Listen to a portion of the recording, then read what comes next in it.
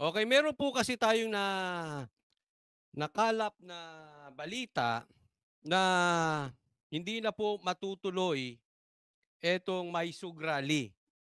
Okay? Ito pong nagbalita sa atin ay ito po'y breaking news pa lang ha. Sinabi sa atin, pero ang pagkakasabi po sa akin ay kumpirmado na ito. Pero siyempre antayin pa natin pumasok lahat ng balita. Okay? So, tayo naman po ay wala doon, pero siyempre meron tayong source na nagsabi. At itong nagsabi po sa akin ay karamihan po ng mga vloggers. Baka sasabihin, ay Coach Oli, sino na naman yung source mo? Hindi naman reliable yan. Baka sasabihin ng mga ibang vloggers. Hindi po. Kasi yung mga ibang vloggers na sasabihin ninyo na mga ensimada, bago pa po sila naging vloggers, nasa broadcasting na po itong nagbalita sa akin. So may connection naman po tayo sa loob ng broadcasting. Kaya lang sinabi niya na wag na lang banggitin yung kanyang pangalan. Okay? Kaya po ito'y reliable. Ha? Baka babatahin ito ng mga ibang vloggers. Bago pa kayo humawak ng mic, nasa TV na itong mama na ito. Okay? Ha? So, ito po ang kalagayan ngayon at ang Freedom Park po ay ginawang parang mistulang paradahan ng mga dump trucks. Para po maglalagay sila dyan, gagawin atang tapunan ng basura yung Freedom Park na yan. So, from our latest na nabalitaan, i-renovate na naman daw to at aayusin di umano tong Freedom Park na ito kasi daw may gaganapin na car show. Okay? Sabi ni Bright Naria, veteran yung source mo, Panisa Ensimayda. Oo.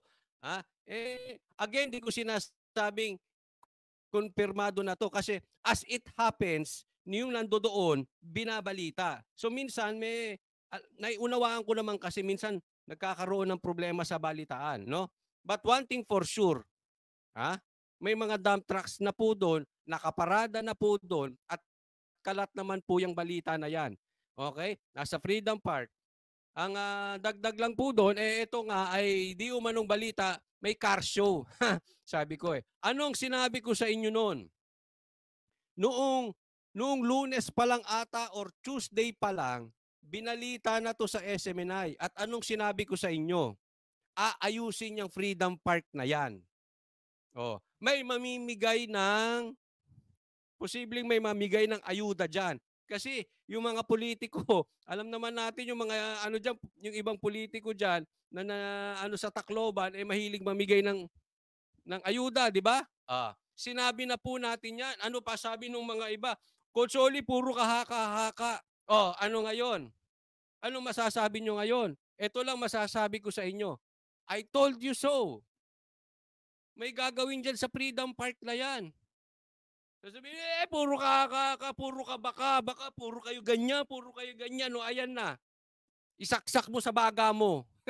Yung mga nagsasabi, ayan na nagkakatotoo. Bakit? Etong administrasyon natin ngayon is too much of a coincidence. Lagi na lang may coincidence, mga walang niya. Oo. Basta mayroong maisog, may gagawin sa Freedom Park. Sinabi ko na yan, yung aming programa sa SMNI. Lunes pa lang. Lunes o Tuesday, hindi ko maalala exact date. Siyempre, may edad na tayo, makakalimutin. But definitely advance. Bakit? Alam na natin ang gawain nitong administrasyon natin Bakit? Napanood ko na yan Hindi naman first time nangyari yan. Lagi naman. Laging may maisog, may gagawin sa Freedom Park. At ang balita nga natin ngayon, aayusin naman para may car show, pambihira. Uunahin ninyo yung car show kaysa sa damdamin ng mga Pilipinong kanilang ma-express ang kanilang saloobin. Mga bastos talaga kayo. Inuunan nyo pa yan. So yan ang balita, dapat Sabado. Okay? Dapat bukas. Di umano, ang maisog na yan. Pero canceled na daw. Kasi nga rin, may bagyo. Okay? May bagyo kasi delikado na rin naman na pumunta na dyan si PRRD. Siyempre, tatawid dagat at delikado kung may bagyo. Kawawa din naman. Pero the fact remains, may bagyo o walang bagyo, hinarangan nyo na po yung Freedom Park na yan. Okay? Ibig sabihin, wala na kayong plano talaga bigyan ng karapatan, i-extend ang inyong assistance, ang inyong pag-unawa sa karapatan ng taong bayan. Talaga kayo binubusalan nyo ang taong bayan. Eh bakit hindi nyo sabayan? Mag-rally din kayo dyan. Gusto nyo after ng Maisog, mag-rally naman kayo kinabukasan. DepEd Secretary, Vice President Sara tanggalin, mag-resign. Okay lang yun. Nasa democratic country po tayo eh. Hindi naman dapat yan pinipigilan eh. Pero alam mo ako, uulitin ko suggestion ko sa Maisog. Bakit hindi natin gawin sa Liwasang Bonifacio? Ito yung suggestion ko lang naman. Kasi kawawa din naman yung mga taong nagpupunta dyan. Kamahal ng pamasahe. Hindi lang yung mga tao. Tapos pagdating dyan, makakancel. Naawa din ako sa SMNI kasi syempre yung team nila dinadala dyan at may gastusin po yan. Pagdating dyan, makakancel. Hindi naman nagre-reklamo SMNI. No? Pero ako kasi, napupuso ko eh. Isipin mo, pupunta ka dyan. Pupunta si presidente dyan. Pagdating dyan, cancel. Kawawa naman, matanda na yun. Di ba? Ito lang man ay suggestion. Sa katunayan, nagugustuhan ko itong pagiging active ni Baste. Dahil isipin mo, sinabi niya naman sa interview namin na itong 2025 ay wala siyang planong tumakbo bilang senador. Okay? So, ito hindi ko matawaran eh. Kasi gumagawa siya very consistent sa pag-attend si Mayor Baste and yet hindi niya to kailangan. Maaaring sinusuportahan niya yung tatay niya, maaaring sinusuportahan niya yung kapatid niya, but still, nakikita mo yung pagmamahal ni Baste sa bayan tsaka pagmamahal niya sa pamilya niya. Kasi hindi naman siya tatakbo eh. So hindi niya kailangan magmaisog ng paikot-ikot. Kasi sa Davao lang naman siya tatakbo. 'Di ba? Doon lang naman eh. Sure win naman siya ron. Hindi niya naman kailangan magpalapad pa ng papangalan, magpalapad ng papel. And yet, talagang alam mo, napaka-consistent. Simula ata nagmaisog, hindi pa nag-absent to si Baste. Ngayon, magkakaroon pa siya ng leadership meeting, mag-leadership forum sa linggo po. Kaya salute sa iyo, Mayor Baste. Sana ipagpatuloy mo yan. At ako sa katunayan, as of today, syempre, nagbabago-bago naman ang ugali ng tao.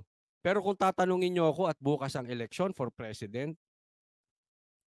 gusto kong suportahan si Baste. Kung tatakbo siya, kunwari lang bukas. Okay? Kasi, syempre, ayoko mangako dahil baka mamaya in the future magloko. Hindi natin alam, di ba? Pero kung kunwari bukas ang tatakbuhan, Baste ako. Gusto ko yung pag-uugali ng tao at saka kita mo wala siyang agenda. Kaya nga pinaliwanag ko sa inyo, minsan kasi nalalamatan yung pagiging madaldal ng isang tao or pag-attend ng rally kung siya ay tatakbo bilang senador, di ba? Hindi ko sinasabing masama yun, kaya lang mapapaisip ka, ay kaya pala attend na ito ng rally, ay kaya pala kadakdak nito, ay kaya pala panayang pa-interview nito, ay kaya pala panayang labas sa TV, kaya pala panayang press ko nito, tatakbo pala. Again, hindi ko sinasabing masama yun. Kaya lang mapapaisip ka, anong ba motibo talaga nito? Para ba sa bayan o para sa makatakbo siya? Di ba? Pero ito si Baste, alam natin hindi tatakbo ng 2025. Sana tumakbo siya sa 2028. But definitely not for president kasi si VP Sara tatakbo ng 2028. Diba? So alam mo, ginagawa niya ito kasi it's too early naman na magmaisog-maisog siya kung ang plano niya. Kung sakali man meron, 2028 pa. Definitely not 2025. Diba? So maganda. Maganda yung puso ng mama. So far, so good. Yan yung mga huli nating nabalitaan. Tapos, ayun nga, medyo may bagyo. May bagyo doon. Kaya nga siguro nagkakaganito-ganito rin yung ating signal. No? Hindi ko alam kung affected. But dito sa area namin, medyo maulan na. doon daw maulan na. Kaya kita nyo itong dump truck na ito. Pakita ko pa po yung mga iba, ha.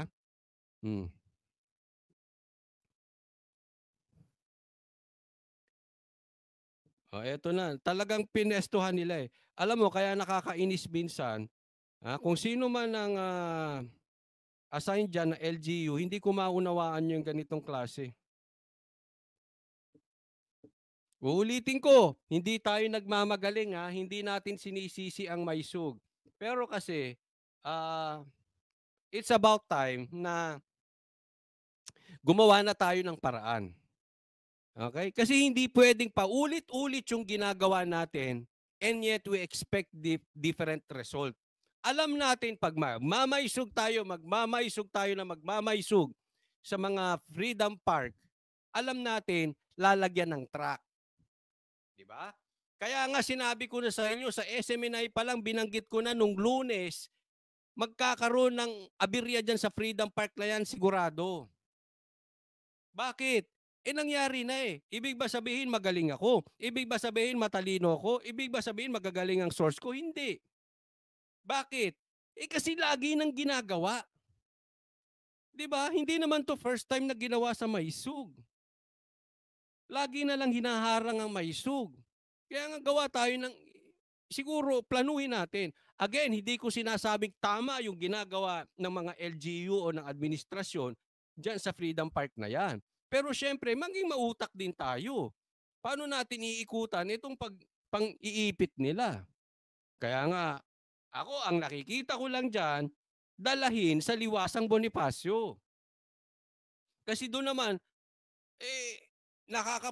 nakapag-rally nga ng 7 days ata o 9 days ang KOJC doon. Sabi dito ni Jeb Rivera, Mayor Alfred Romualdez, pinsan ni Tambaloslos. Given na yan kasi ang lugar na yan. Kaya nga may nabalitaan pa tayo, paplano sila dyan na magbigay ng ayuda. Diba? Pero baka hindi na rin nila ituloy kasi kung hindi na itutuloy Maisug, sayang siguro may ayuda, kainin na lang nila. Hindi, joke po. Baka hindi na nila ituloy. Pero grabihan po ang nangyayari ngayon. Ito para tayong dumadaan sa pagkadiktador. Anong pinagkaiba ng panahon ng diktador ngayon? Anong pinagkaiba noong martial law noon ngayon? Hindi po ba? Wala, hindi na eh. Freedom Park, sinabi ni Tatay Digong ilang beses. Yaan ay hindi sa inyo. Yan ay sa taong bayan. Hindi nyo pag-aari yan. Pupusta ako sa inyo. Yung susunod na Maisug sa June 1, mayroon ulit gagawin dyan sa Freedom Park na yan. Ngayon pa lang, sinasabi ko na sa inyo. Sasabihin na naman ng mga bashers dyan, yan ka na naman coach, haka-haka mo na. Hindi haka-haka yun. Replay na po yan. Lahat po ng taong matino ang isip, alam ganyan na mangyayari. Hindi tayo siya nagmamagaling. Paulit-ulit lang yan. Pustahan tayo, June 1. May aberya na naman dyan. Di ba? Anong gagawin natin? Yung nakabili na ng ticket, mahal-mahal pa man din daw ng ticket dyan. Anong gagawin natin? Di ako yun lang. Nagsasuggest ako. Liwasang Bonifacio na yan, malapit pa sa Malacanang. Hindi kasi ganun na sinabi nila nung nasa SMNI, nababasa ko yung komentaryo. Ikaw, coach, puro kahaka-haka. Bobo kasi yung nagkomentaryo doon. Hindi haka-haka yun. Replay ang tawag doon, hindi haka-haka. Kaya ito po, halatang halata na umuurong ang mga yagballs na mga yan. Yung kanilang sinasabi ay hindi tugma sa nangyayari. Sabi nila, konti ang tao. Bakit panay ang harang ninyo? Panay ang lagay nyo ng dump truck? Diba? Ito pa, oo. Pakita ko yung isa, hindi ata masyadong nakita eh. Panay ang harang nyo ng dump truck? Yan ba ay makatao pa? Kaya ito obviously, binubusalan ang taong bayan. Ang puso ang hinakit, ang bunganga, ang bibig ng taong bayan ay binubusalan. Lalo na ang media. Lalo nilang binubusalan. Ayan ba? Huwag niyo sabihin nagkataon na naman. Abay, lintik na pagkakataon yan. Kaya nga itong administrasyon na ito dapat tawagin coincidence administration. Napakadami niyong pagkakataon. Lahat ng may sug, may pagkakataon kayo na nagkataon na inaayos, nire-rehabilitate ang Freedom Park.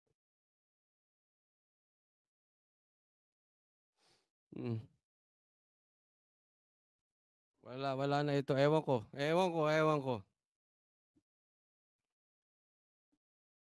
Ewan ko sang-ayon po ba kayo sa akin na dapat gawin na ito sa Liwasang Bonifacio?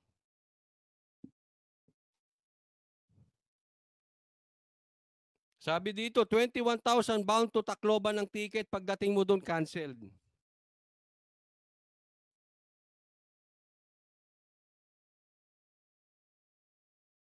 Pero ako naniniwala ako kung ano tinanim mo, yan ang aanihin mo. So talagang pag binipigilan nyo ang taong bayan, ang hindi marunong tumingin sa pinanggalingan ay hindi makakarating sa paroroonan. Pigilan nyo taong bayan, ay nako, matindi ang kakaharapin nyo. Makalusot kayo sa hustisya ng mundong ito, sigurado hindi kayo makakalusot sa hustisya sa langit. Mang-api pa kayo, tingnan natin.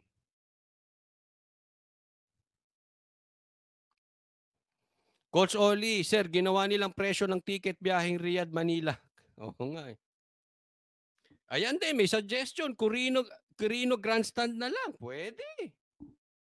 Kaya lang kasi kaya sinasuggest ko Liwasang Bonifacio kasi na doon, proven, nagawa na doon, pinayagan naman. Pinayagan naman ng kay OJC mag-rally doon, di ba? 7 araw pa nga. Sabi dito, one time, big time na lang rally.